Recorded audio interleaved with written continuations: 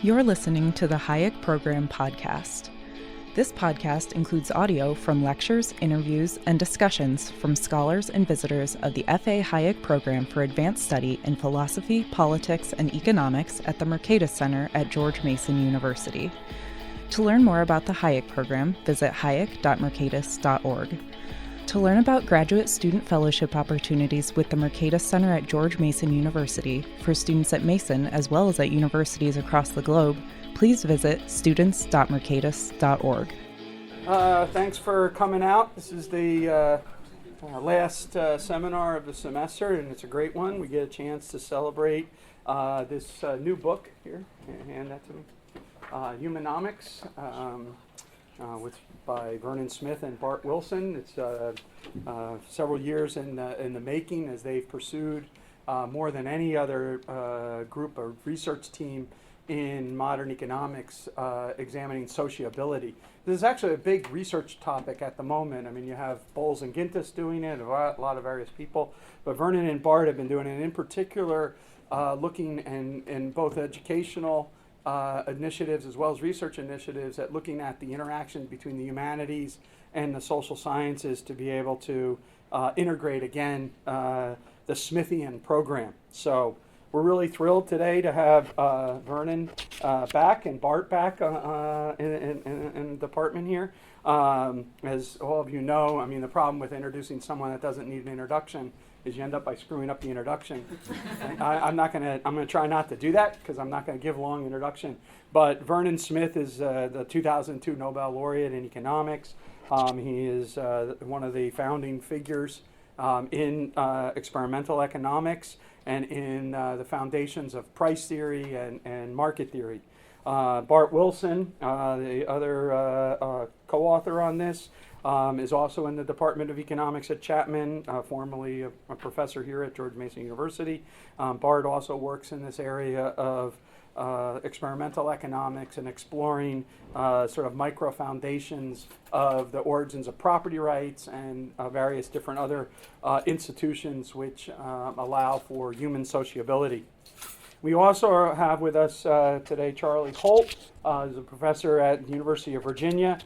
Charlie is an experimental economist as well. He's also the author of a case book in the field of experimental economics on how to introduce experiments into the classroom.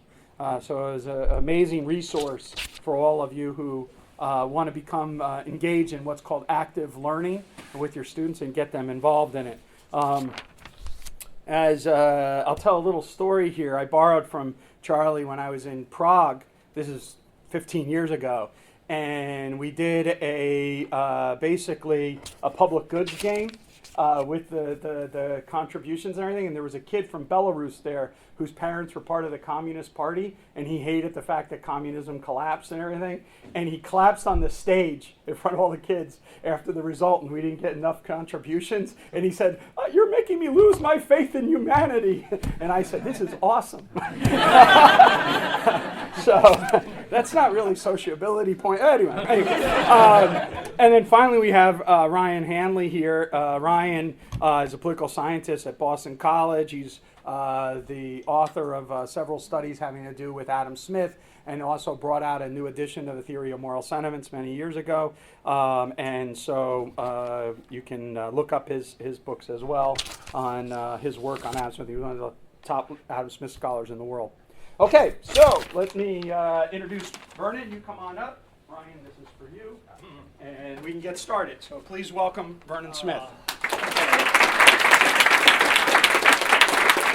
Well, thanks, Pete. And you should have pointed out I'm on the faculty here. Emeritus. So, and I'm in retirement and have been for many years, as you know. I gave a talk on Adam Smith in southern Italy. It'd be about a dozen years ago. And Nick Phillipson was in the audience. And of course, he's one of the outstanding biographers of David Hume and Adam Smith.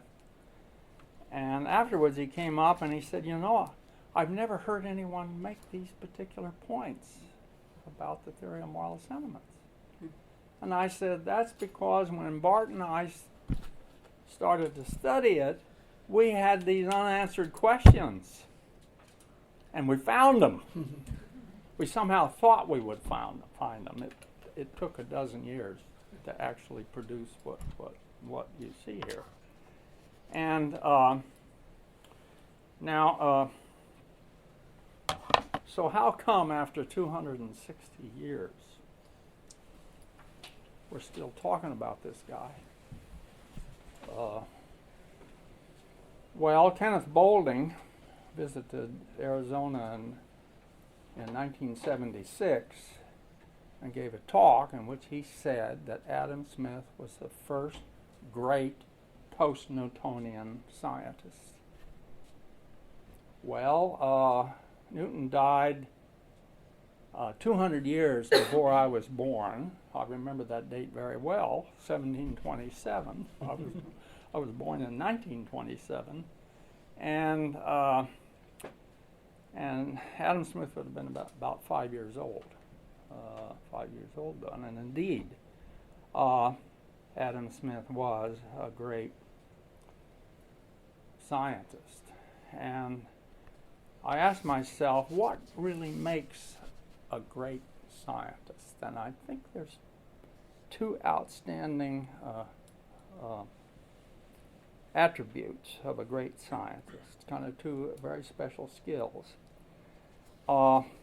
One is you need to be really good at what the Germans call a Gedanken experiment, mental experiments using the imagination. You know, Adam Smith used that very, very effectively, and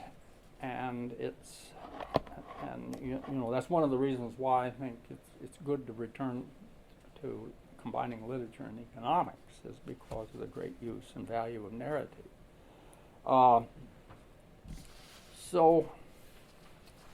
And the second thing is to really be a careful observer and be passionate about observations and realize that the whole idea is to find the meaning underneath observations.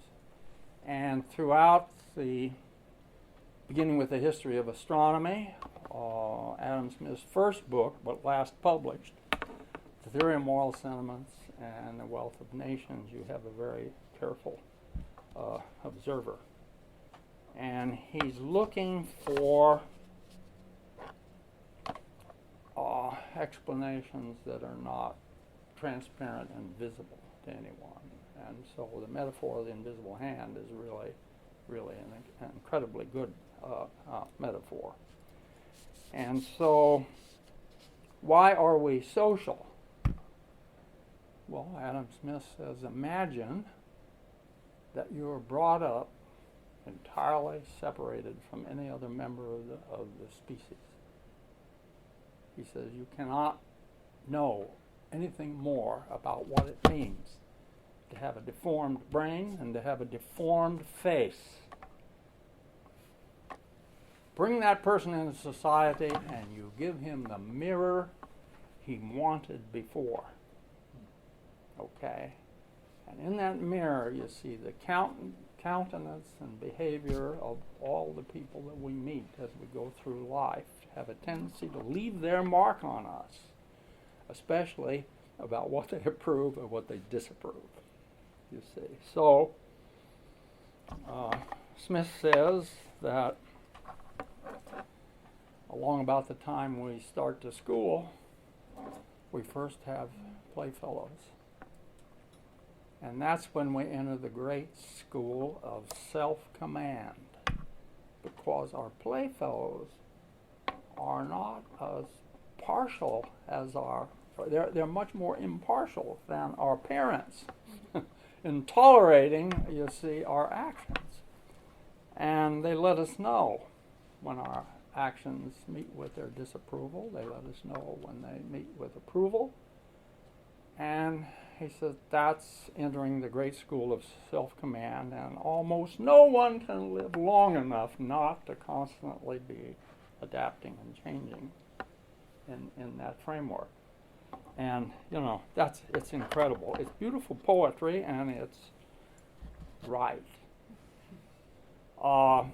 It's right. And you know, when I first started doing experiments, it was just an unbelievable success. And they were market experiments.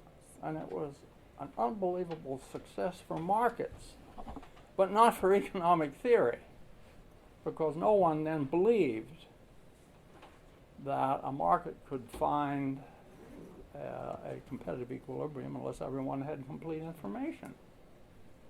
That's right there in Jevons.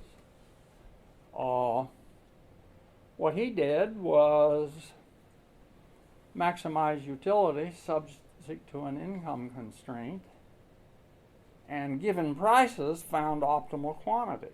That wasn't a theory of price, it was a theory of optimal quantities, given prices.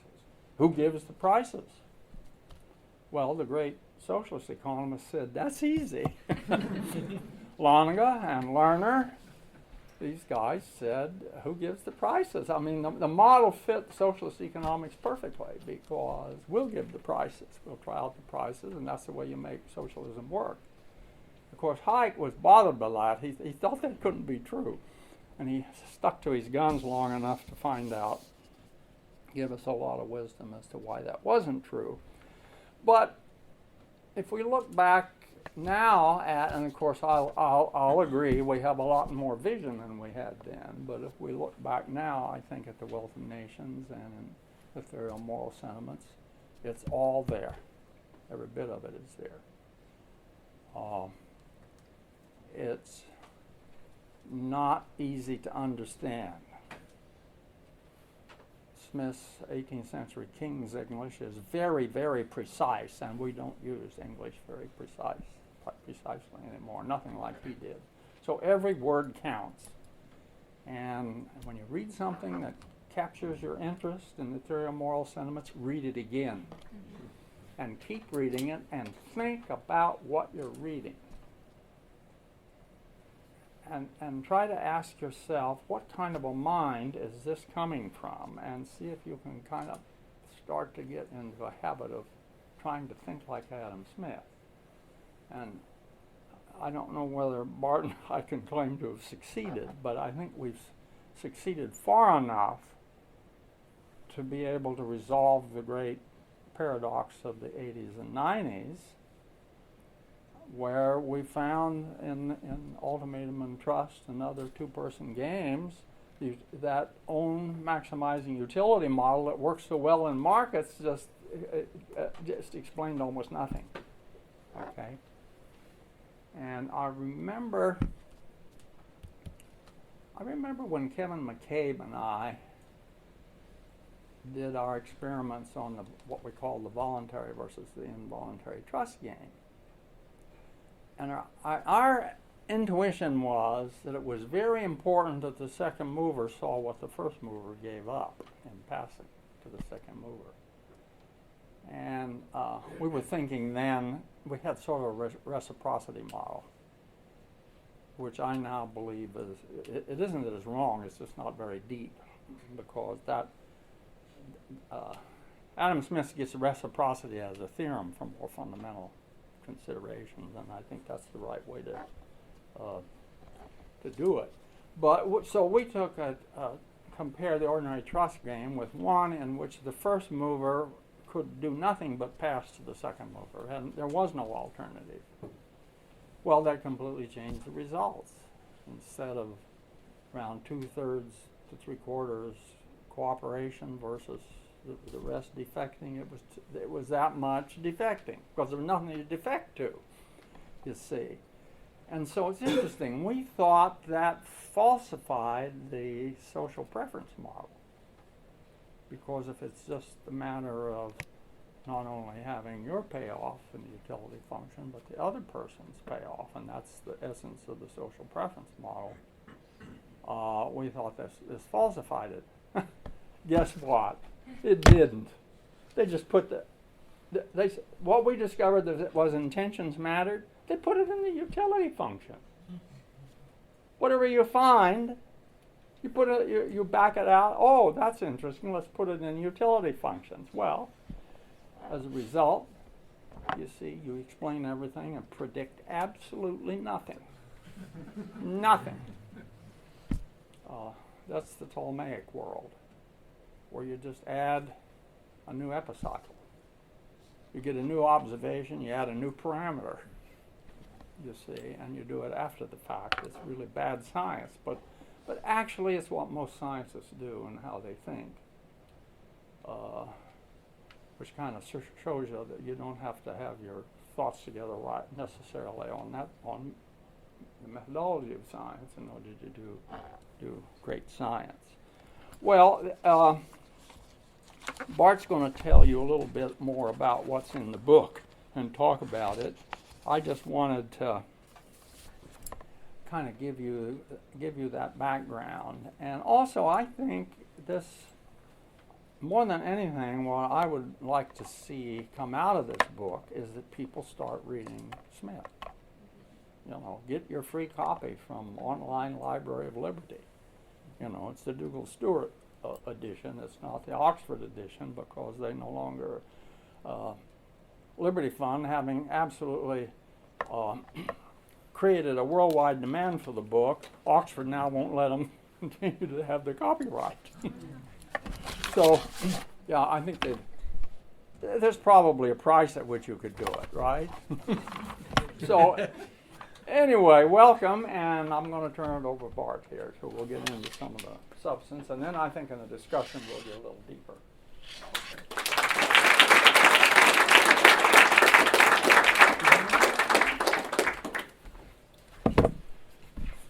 First, I want to thank the Mercatus Center for organizing this book panel, and Stephanie and Malia for putting all the details together.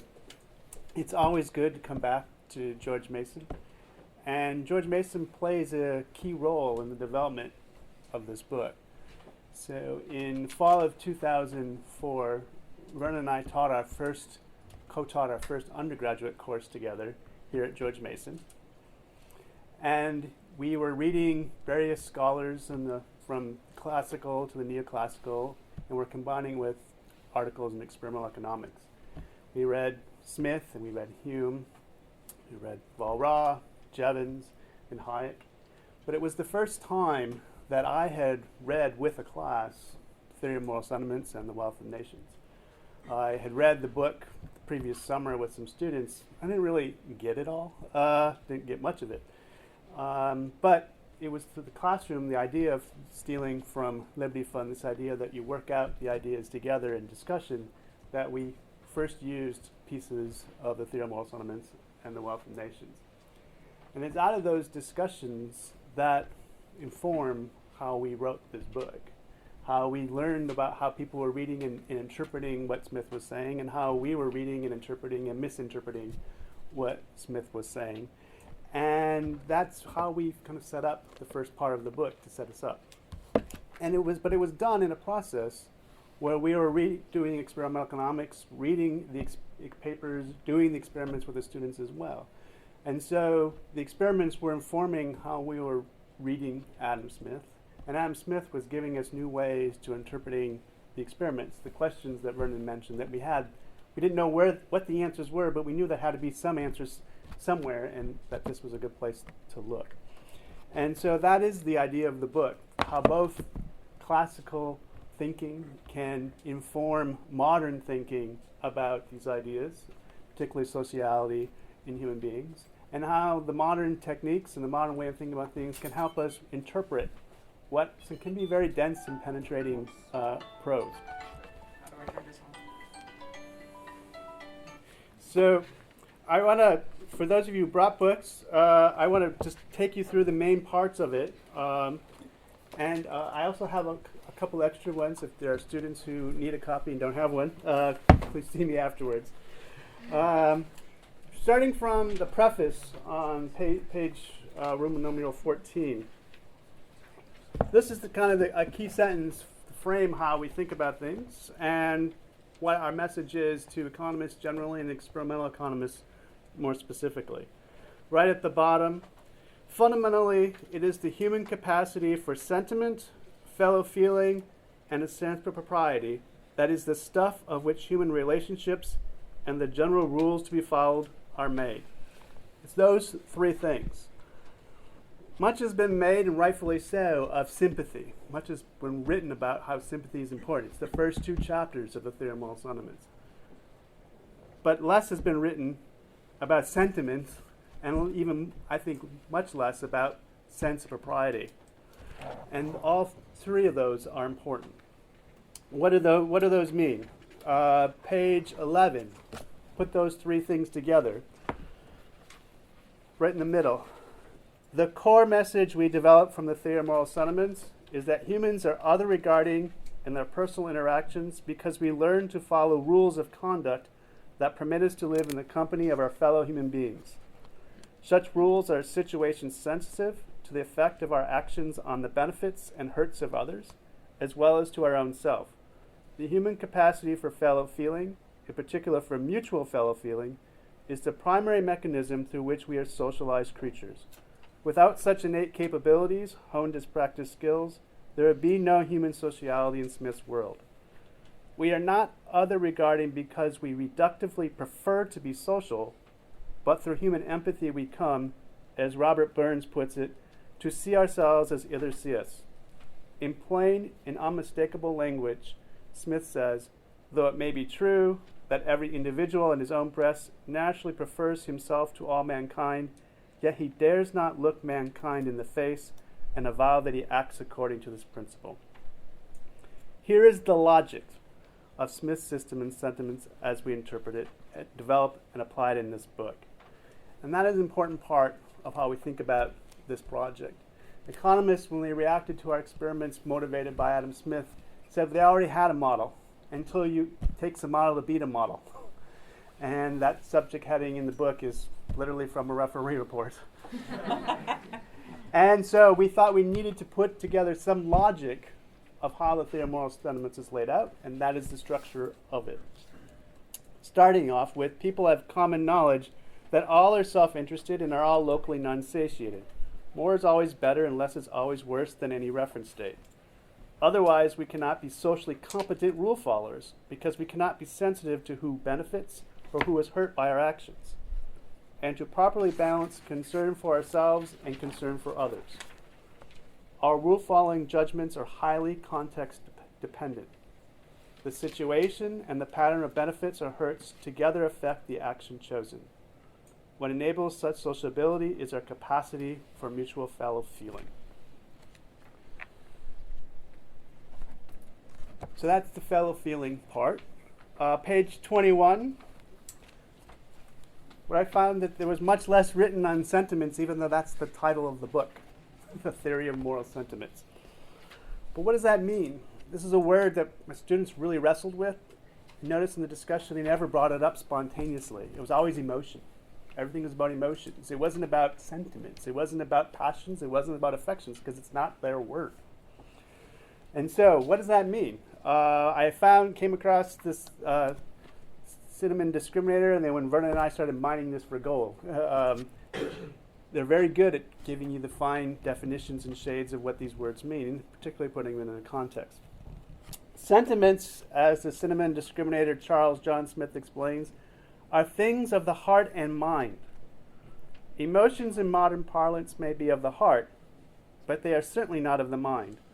Emotions in the 20th and 21st centuries are physiological, non-cognitive, involuntary feelings which stand in dichotomous contrast to cognitive thoughts of the mind. We have emotions and an intellect, but the two do not overlap, and nothing really falls in between. Corresponding poles in the 18th century were the passions and reason, but unlike modern divide, Smith and his contemporaries bridged the two with sentiments and affections.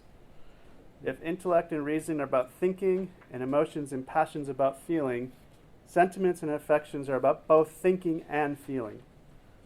The Theory of Moral Sentiments explains the social world by combining moral feeling and moral thinking. And then for the third one, page 31, right in the middle, without much impropriety, we can say that Smith uses a sense of propriety to denote the knowledge of what is the morally fit thing to do at this time and place, and to know it not through mindful thinking, but through bodily feelings. A sense of propriety is not just an internal feeling. It connects a person to the external world because it is from other human beings that we know how to act in a morally fit way. And to kind of just flip back to the preface, page 15. But sociality and our general rules of conduct all must be learned. Our sense of propriety is what we learn. Vernon talked about that up front. And as feeling is at the heart of Smith's observations on morality, sympathy, sentiments, and the sense of propriety all entail feeling. Sympathy is the spontaneous and mutual transmission of feeling from one person to another and back again. But our feeling is not self-contained. We take part and participate in a state of feeling in other people. We say participate in the state of feeling, not simply participate in the feeling, to stress that it is the observable, sensible condition of the person with which we sympathize, our circumstantial condition which manifests the internal feeling that has mastered the other person. And while feeling is at the heart of Smith's theory of morality, it would be a mistake to characterize it as an emotive theory. Sentiments and a sense of propriety are equally important. With sentiments, Smith connects thinking to feeling, and with the sense of propriety, he connects knowing to feeling. Smith's observations on morality rest on feeling, thinking, and knowing. It is in the triad of these three universal human mental predicates that Sentiments offers insights into how we think about economics some 250 years after it was published. And it is what the second half of the book is about, is how we can show you can interpret many experimental games through this particular model. And Charlie will be giving his comments, talking about the experiments and commenting on, and we'll leave it to the question part to go kind of more deeply how we apply the model. But that's the core of the book as it's applied in the first half.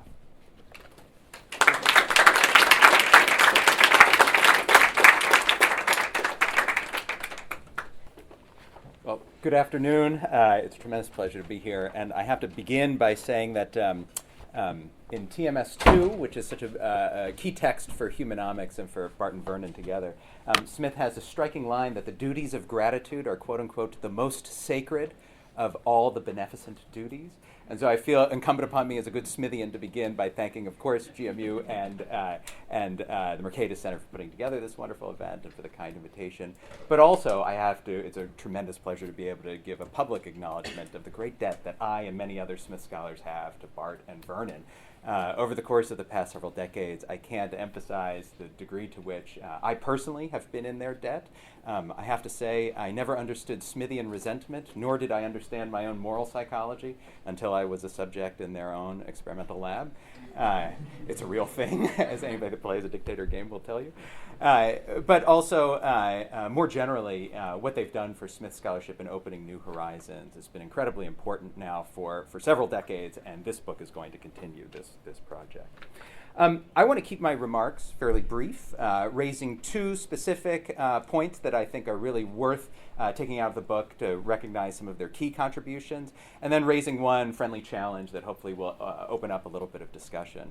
I'll preface this by also doing something that a good Smithian should also do, which is, you all know, I don't need to quote to you, the great praises of the division of labor in the Pin Factory from Wealth of Nations 1.1. In the early drafts of the Wealth of Nations, Smith, in his handwritten notes, goes so far as to explain that even academic labor, and especially philosophical labor, is subject to greater productivity when we stay within our narrow realm. So as much as I like interdisciplinarity work, I know my limits well enough to defer to Charlie to talk about the experiments in the book, and I'll focus just strictly on the areas that are closest to my own academic work. One, to say one brief point about something I think that's incredibly important and fruitful in humanomics for political and moral theorists like myself. Another second point, incredibly important, I think, for Smith scholars, specialized scholars like myself. And then I'll turn to the third, more critical point that again, friendly, but critical indeed. Let me start with the first. And so all of you know Vernon and Bart's work. But one of the points of departure for humanomics in this project more generally is a deep and sustained critique of the limitations of max U theory. And so one of the things that they aim to show, of course, is that it's not just all about self-interest, as many generations of economics students as well as philosophers have been taught to think about self-interest, but also, as Bart alluded to in his opening comments, bringing back in sympathy and also the concept, especially the Smithian concept of propriety. But what's really interesting to my mind about how they do this is the route that they take for mining this concept within Smith. And that is, they don't take the easy road of simply positing the other-directed alternative to self-interest and simply positing sympathy as some sort of 18th century analog for what goes under the name of modern altruism or other-directedness. Instead, it seems to me one of the richest insights of the book is the idea that socially beneficial rule following develops specifically out of interest itself.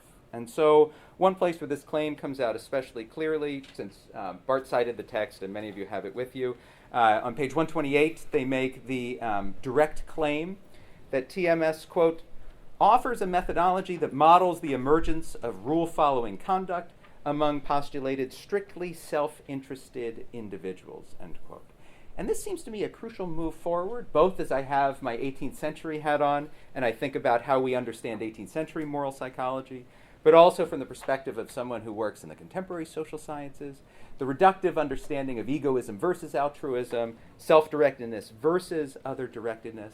Smith subverts this, and Vernon and Bart clearly see the value of this in understanding how self-interest, and to use Smith's own term, self-love, is simultaneously self-directed and other-directed, and can take on these multifaceted and multi-directional forms based upon specific context. That strikes me as a remarkable, important insight that Vernon and Smith have at the center of their book, and that I only mean to highlight here for its potential fruitfulness. Let me turn to a second key takeaway from Humanomics, now specifically from the standpoint of an Adam Smith specialist. Bart stole a little bit of my fire by quoting what to my mind is one of the best pages in the book on page 11, where, and I'll just use the first part of the quotation there, where, as Bart himself just recently read, TMS teaches that, quote, humans are other regarding in their personal interactions because we learn to follow rules of conduct that permit us to live in the company of our fellow human beings. And this seems to be incredibly important, especially for Smith scholars to appreciate. Smith did not write a treatise on human development or a treatise on education, as many other prominent early moderns did, as Locke did, as Rousseau did. And so there's a temptation, I think, for Smith scholars to see nature as doing a tremendous amount of work as opposed to development and learned acculturation. TMS 1111, the first sentence of the whole book, begins with the language central to Bart and Vernon's project that, how selfish soever man may be supposed, there are evidently some principles in his nature. This is the point of departure for the whole book. You all know that in The Wealth of Nations, it builds to the end of book 4 with the praises of the quote-unquote system of natural liberty. For generations, we have assumed then that for Smith, most of the story begins and ends with what nature gives us. However, this overlooks to a remarkable degree Smith's sensitivity to the ways in which humans develop, and to use Barton Vernon's own phrase, comes from the preface in Roman numeral 15, point blank, quote unquote, for Smith, sociality is learned behavior. That seems to me to capture something that's deeply important to Smith himself, and that in fact helps us appreciate a little bit more of what's going on in Smith rather than simply positing a sort of reductive understanding of human nature, a descriptive even understanding of human nature. There's real attention in Smith to the ways in which, quite frankly, we change, and the ways in which our culture, or what Bart and Vernon uses the language of context, the ways in which we're shaped by our contexts. Smith was sensitive to this in ways that I think that modern Smith scholarship hasn't always been. So one of my hopes is that Smith scholars will take up and read and appreciate one of the lessons here of sensitizing us to Smith's deep interest in not just natural moral psychology, but developmental moral psychology and the ways in which human beings are shaped by their cultures and contexts. Now, with all that said, Those seem to me two very important points. I could go on. In the interest of time, I won't, but let me raise one question, again, a friendly objection, I hope, that I hope will get the ball rolling as we move into discussion here. This comes out specifically from the idea of learned other-directedness and learned sociality that I think is so important in their project. And so throughout their book, Bard and Vernon come back again and again to that opening line of the theory of moral sentiments, and rightly so. There's a famous line that people that do classical philosophy know, Socrates, the beginning is more than half the whole, and in the first line of the theory of moral sentiments, I think you get more than half of the whole project. And so the first line, as it reads in Smith, is, quote, "How selfish soever man may be supposed, there are evidently some principles in his nature which interest him in the fortunes of others, and render their happiness necessary to him, though he derives nothing from it except the pleasure of seeing it," end quote. Now, one of the remarkable things that Bard and Vernon do in their book is they offer us a quote-unquote modern translation, that's their words, of this particular line.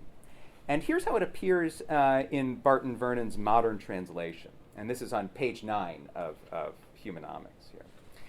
They translate TMS 1111, I think that was the right number of ones, to read, quote, however selfish we assume people to be, our capacity for mutual fellow feeling guides us in learning context-dependent rules of conduct that enable us to live in harmony with others, end quote.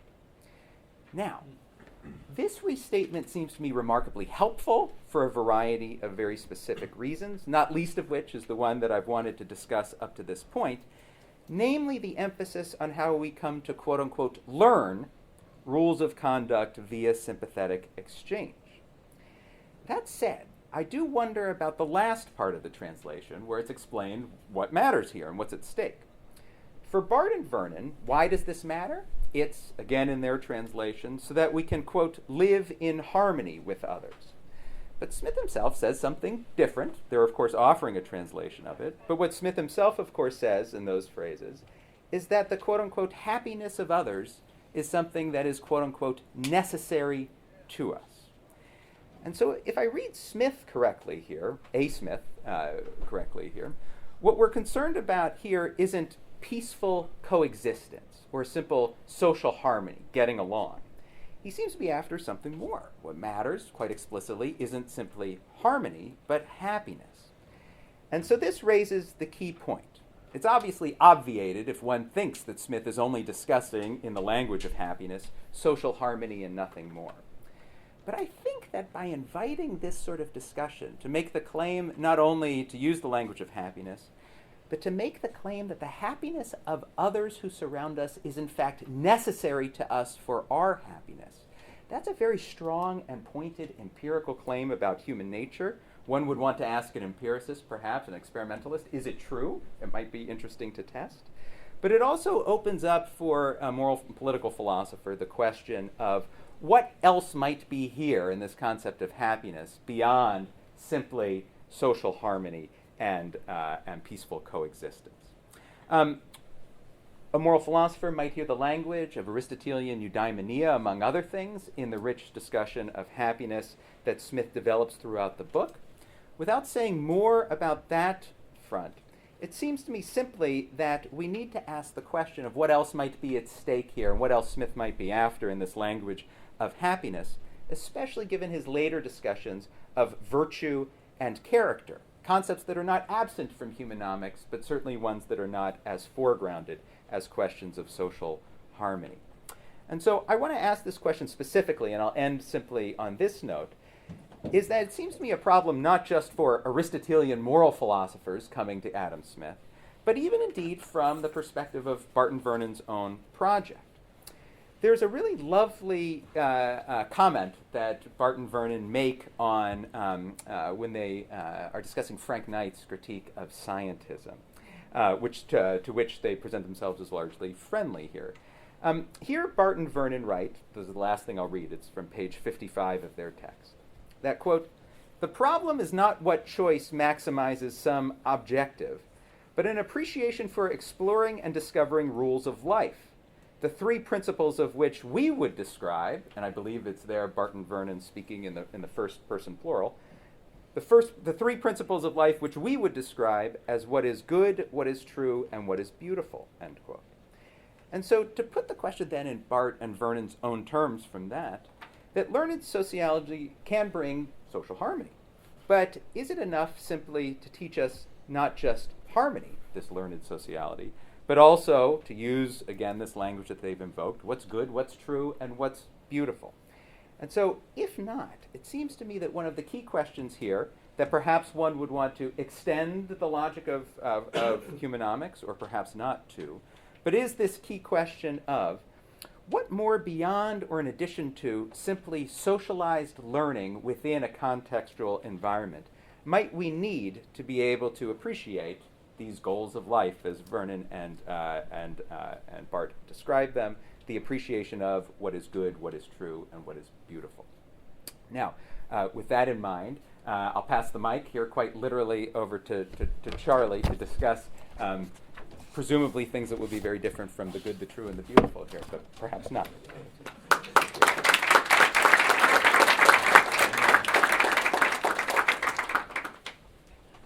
It's really an honor to be here and be able to talk about this book. I've known Bart ever since he was a graduate student at Arizona working on market power experiments. And Vernon, somebody once asked me, an English professor, who is your intellectual hero? And without hesitating, I said Vernon Smith. He always has been. This book, I really enjoyed reading it. A good book is one where when you read it, you keep thinking back about it. And even when you're reading another book, you're thinking about that previous book. And I found myself in the last several weeks, every time I would talk to an economist, I would refer some of the issues back to humanomics issues. And so I recommend it highly to economists, especially to behavioral economists. And I was trying to think of 6 things here that came to mind.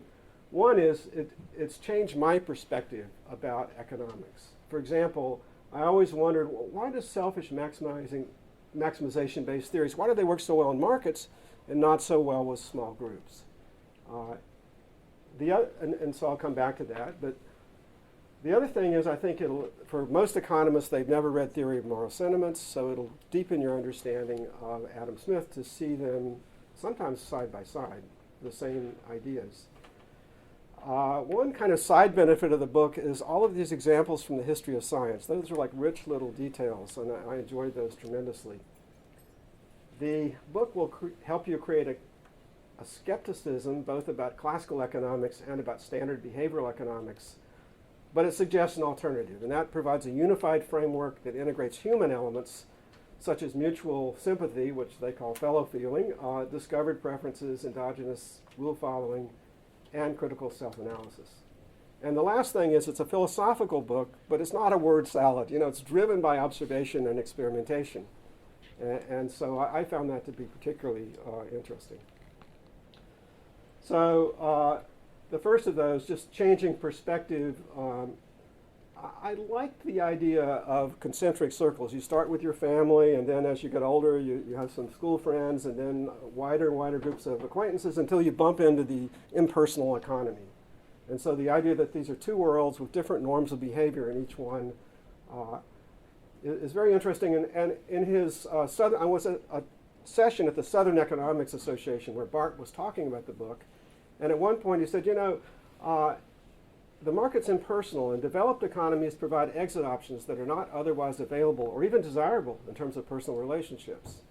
And this reminded me of a paper I'd done with a student of Vernon's, David Schmitz, who comes around here some, and Kate Johnson a couple of years ago. And they wanted to do prisoner's dilemmas. I said, prisoner's dilemmas are so boring. There have been thousands of them. They said, no, this is going to be really interesting. We're going to let people choose their partners. And so basically each person at the beginning of a period chooses a scale. A scale of 0 cuts off the link. There's 0 earnings. A scale of 1, you get the standard prisoner's dilemma, where if they both cooperate, they get $1. A scale of 2, all the payouts are doubled, and the losses are doubled, so there's more risk. So if you both cooperate, you get $2. A scale of 3, you get $3. And so this is an example of what we saw. Like in the top row is somebody ID 2 is matched with another person. In period 1, they both cooperate, so A is cooperation, and they have a 1-time scale. So one of them was unwilling to go up to anything higher. In period 2, now they're starting to trust each other. They go up to 2-time scale. In period 3, 3 times, and after that, it's just all gravy. They're making $3 a period. They're really happy. And then they knew the number of periods, so there's usually some defection right at the end. That creates a little tension, but we saw, that's the general pattern. We saw steady, high cooperation all the way through until the very end. And then in the second one, you see someone who meets a defector in the first period and the link stays inactive. In the third, to me it's interesting that somebody defects and they're inactive, and then they come back together and try to restart. But they seem to come back together with the intention of defecting on the other one. So once trust is gone, it's really hard to bring it back. And we did somewhere that we let them meet a new person every period for like 10 periods. And what would happen would be if we limited the number of links they could have, but if you cut off a link and then try to add somebody, you're in a poison pool. You're running into people who either got defected on by somebody else, so they're not trusting, or else they're somebody who defected and got broken off and they're looking for a new link. And so the people, even though defection earns $1 more, the people who cooperated more earned more, and the subjects were really interested. They said things like, who do I talk to? Who can I email? How can I work in the lab? Can you help me figure this out? I thought it was they were, even a year later, I always thought subjects talk about experiments. I worried they talk to each other, and a year later I came back and we were running a totally different thing. It was a year after these, and people were sitting out in the hallway talking about that choice of partners experiment from a year earlier. I was just astonished that it had such an impression on them. The second reason that I like the book a lot are the Adam Smith quotes. So here's a comparison of, when I would read Adam Smith before, I'd see the words self-love or own interest and think, oh, self-interest, and not paying attention to the phrases. But look at the phrases in blue, which other men can get along with. That's theory of moral sentiments. As long as he does not violate the laws of justice, that's wealth of nations. So here you see, moral sentiments provides more of the social perspective, which other men can get along with. I thought that was very, very interesting. This one I particularly like is we suffer more when we fall from better to a worse situation than we ever enjoy when we rise from worse to better. So to a behavioral economist, that's loss aversion, and they base some of their analysis on that observation. That's 200 years before Harry Markowitz in 1952 provided a real clear mathematical definition of loss aversion and a notion of a reference point, which was 30 years before prospect theory. But Adam Smith was much earlier. There are all these examples from history of science. So one is about Robert Brown, a Scottish botanist, who was looking at water trapped in a grain of pollen. Pollen was produced by a living creature, so when he saw the water molecules moving, he attributed that to some sort of life activity. But then he saw water molecules in a crystal. They'd been there for millions of years, and the same type of motion. So he realized that provided an experiment that helped him change from an incorrect initial perception based on the context. Now, as theorists, when we do experiments, we're very much influenced by our own theories. It's like looking at the sky with a preconceived notion of where the dipper is or something. You see the dipper and you see patterns that might not be there in the actual data. In other words, the subjects may be seeing things differently from the way we as theorists see them. And this book makes that point again and again. Here, Bart and Vernon say, behavioral economists do not have such a non-human alternatives to isolate their own humanity and objectively test their theories. When studying ourselves, there's no escaping the transposed echoes of our own humanity. In terms of being skeptical about classical and behavioral economics, in the preface, they start right off by pointing out that it's an exercise in circular reasoning to just assign a name to a robust empirical regularity like reciprocal behavior. And the addition of parameters to a utility function, in some sense, is a logically circular reduction that can produce a theory of everything. So that's a pretty harsh critique of what most behavioral economists do right out the box. Now, I thought it was very interesting reading the experiments. For example, it's obvious that fairness matters when you see an ultimatum game data, but if one of the experiments hides the other person's payoffs, and all of a sudden people become much more, their behavior conforms much more closely to selfish maximization behavior. In the trust game, if there's a prior entry option, so if the first mover gives up something like equal high payoffs for both and comes into the sub-game where they pass something to the other player who could then reciprocate or not, having observed that initial action has a big impact on the amount of cooperation you see in the sub-game. And that was, Bart made that point. So think of it this way. You can take away the entry option, which they do in one of the experiments, and you see different behavior in the subgame from the other treatment where it was there. So basically holding the subgame payoffs constant, the intentions that are implied by the initial decision really matter. So any theory that's just based on observed outcomes, like payoffs associated with experiment earnings, restricted to the subgame is going to give the same prediction in both of those treatments, but obviously the data are different. So the context matters. Good and bad intentions are inferred from prior decisions and from options foregone. At the Southern Economics session, Bart mentioned that standard social utility models miss all of the action in terms of meaning, intentions, and reference points. I thought that was an excellent point. And then he goes on to say, so we need new measures of perception and intentionality. And I think that's really important because you see, an example of a new measure would be Charles Nassera's worked on facial recognition software, where he can look at people's faces before they start the experiment and make predictions about whether a price bubble will form, for example. See, those are measures of emotions that don't depend on actual payoffs. I was trying to think of how could you design an experiment that would be a little bit more closely aligned with the dual principles of beneficence and the matching pair principles on injustice.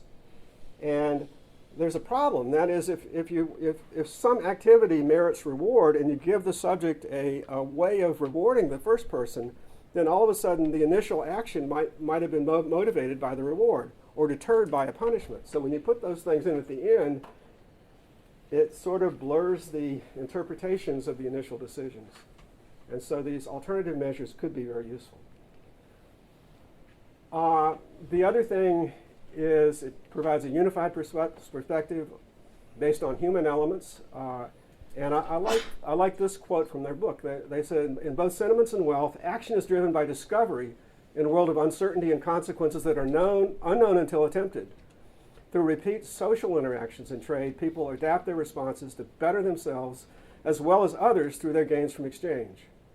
And so I'm thinking about that. Well, people have different experiences with different groups of other people, and so they develop, the preferences are formed dynamically. People have differences in preferences, and therefore they're subject to judgment errors. And of course, I'm thinking about quantum response equilibrium and game theory models where you have some stochastic elements that can have a big effect when you have interactions like in a game. Another thing I really like is they use Adam Smith's own words to construct a precise framework based on two pairs of beneficence and injustice propositions. And so they use Smith's words, then they write down their propositions, and then these are tested through a sequence of experiments. I found that to be very persuasive. The last thing is the book is a philosophical book based on observation and experimentation. So one thing I've learned from this, as I mentioned, is I have a better feeling, I think, for why experiments conform more closely to selfish maximization-based theory in a market context. And so you see in a market, there's almost always imperfect information. You really don't know what the other person's value is. So it's hard. So fairness things are blurred by that because you're not quite sure how much they're benefiting from it. Competition masks the effects of punishments. You know, if you try to punish a seller, well, there's another buyer out there that's going to take your place. Endowments are more legitimate in a market setting. A seller's a seller because they've created a business. And even if you just put it into a market context, as Vernon found in some of his dictator and ultimatum game experiments, you get more self-interested behavior. One of the experiments described in the book, Bart was a co-author. It was with Tim Salmon, and I thought this was really excellent. I was telling Rosemary Nagel, who was visiting our department the other day, and she says, "Wow, that's a fantastic experiment. Who thought of that?" So Bart. So what they had is the buyers had private values, like in a market. So the seller doesn't know their values. The seller has 2 units to sell, and there are 2 bidders, and the seller runs an English auction where you raise the price sequentially, the high bidder wins. At that point, there's 1 unit left, so the seller makes a take it or leave it price offer to the remaining bidder. They don't know that bidder's value, but they know kind of where they dropped out of the auction. What turned out was that the buyer profits were very low. Those offers were very aggressive, right up near the max, and the rejection rates were only about 4%. So putting the ultimatum game into a market context yielded very different outcomes. And you see, if the buyer rejected that sale, the buyer and the seller would earn 0 on that unit, but of course the seller earned money on the other unit. So it blurs the effect of these fairness considerations. And of course it's more extreme in a market. How much time do you think I have left? Does anybody know? You're good. About 5 minutes? Yeah. Yeah. Okay. So I have two observations at the end. So the only time I ever estimated these social utility models with we're going to look at the Fear-Schmidt model in a minute. This was an experiment I did with Jakob Array in 2000. So it's 2 years after the Fear-Schmidt paper was published. And what we did is we decided we're going to pit subgame perfect selfish preferences against something that depends on fairness, or fearness as we called it. And so the horizontal axis was a 2-stage bargaining game. So in the first stage, the proposer offers an amount of a pie to the responder. If they reject, the pie shrinks, and they make a counteroffer in the final stage, which is an ultimatum game. So in theory, the responder ought to be able to extract the full remaining pie in the second stage by just offering the proposer back a penny or 2. And of course, we know that won't happen, but that's what the theory predicts. So if this is the pie remaining in the second stage, we did 7 different treatments. When the pie remaining is 240, in other words, it doesn't shrink at all, then the proposer would have to offer 240 to get the responder to accept. And then if the pie shrinks halfway, the proposer would have to offer half the pie to get the responder to accept. And if the pie doesn't, if it shrinks all the way, then the proposer wouldn't be able to get anything more than a penny or 2 from the responder. So the dashed line is the subgame perfect Nash prediction. And then what we did is in each of these treatments, we changed the endowments. We had exogenous common knowledge cash endowments. And so over here on the left, we gave the proposer a big amount of money and the responder like only 25 cents. And over here on the right, we gave the responder a lot of money, proposer only about 25 cents. And so the offer that would equalize the payoffs is the dotted line. So here, subgame perfect Nash has a slope of +1. The equal payoff offer has a slope of -1. We wanted to see what happened. Well, obviously the data has a negative slope, so it's a clear rejection of subgame perfect Nash. But we had another goal, and by the way, when it's 50-50, there's not much. These are standard deviations. There's not much difference there. That's real sharp. But I have one concern about the circular utility critique, because basically you could estimate parameters for envy and guilt from this model, and we did. So let's look at those, and you can decide whether you think we learned anything or not. So the envy parameter is you get your payoff, and if the other person gets more than you suffer a penalty. So that's like minus alpha times their payoff minus yours if theirs is higher. The guilt parameter is you might feel guilty if you get more than they do. So there's a penalty minus beta times your payoff minus theirs if that difference is positive. And we had 7 treatments and 2 rolls, so we had 14 decision situations. And many of these decisions, they got real number, lots of penny amounts coming in that were accepted or rejected. So we had a lot of data and a lot of variability in the decisions that they faced. So we're able to estimate these parameters with high precision. So first of all, we estimated the same guilt parameter for both proposer and responder. Do you think that would be higher than the, wait a minute, we estimated the same envy parameter. Do you think that would be higher than the guilt parameter or lower? Envy means you don't like it when the other person makes more than you. Guilt means you feel bad when you make more than them. So which parameter, envy or guilt, do you think would be larger? Yeah, envy. Okay. The second thing is, do you think for the proposer and responder, we estimated, we found that they seem to have different guilt parameters. So who do you think would feel more guilt in this setting? Remember, the first mover, the proposer goes first, makes an offer. The responder, if they like it, they accept it. If they don't, they reject and make a counteroffer. Yeah, the proposer is going to have more guilt, and so that's what we found. So these were our parameters. This is envy, guilt for the proposer, 0.66, guilt for the responder, 0.12. A lot lower. All of those are highly significant with T's of 6 or 7. Yes, Bernie. That's in Smith, that envy is a big thing. Yeah. The source of much of the troubles of mankind. Okay, so my conclusion is I think that these outcome-based models, they leave a lot out of the action, as Bart said earlier. They leave out intentions and other things that can be very important. But I felt like by estimating this, I had a better feeling for what was going on in this setting.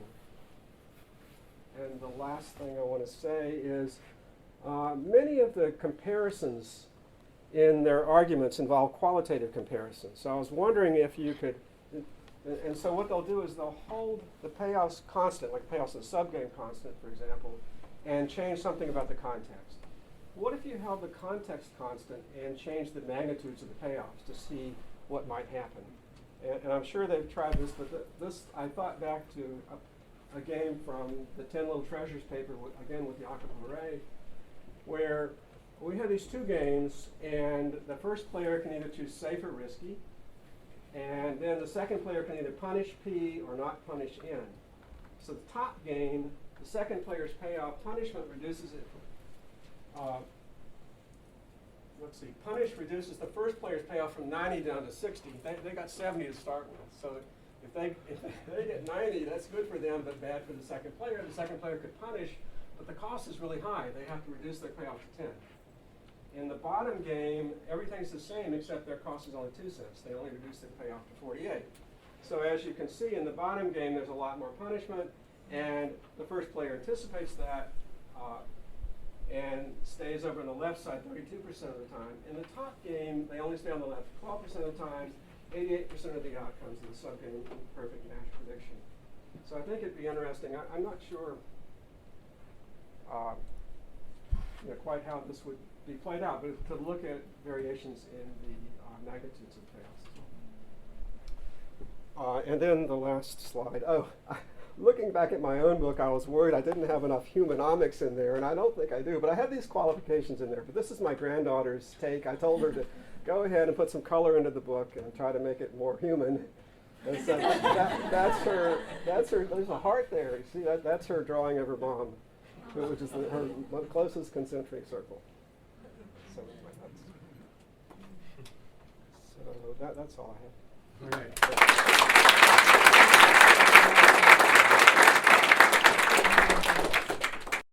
Unfortunately, we're at the end of our time, but I want to thank everyone here for such a great and stimulating conversation, and also to congratulate the two of you again on this great book, and to wish everyone here a wonderful end of the semester and whatnot. So please join me and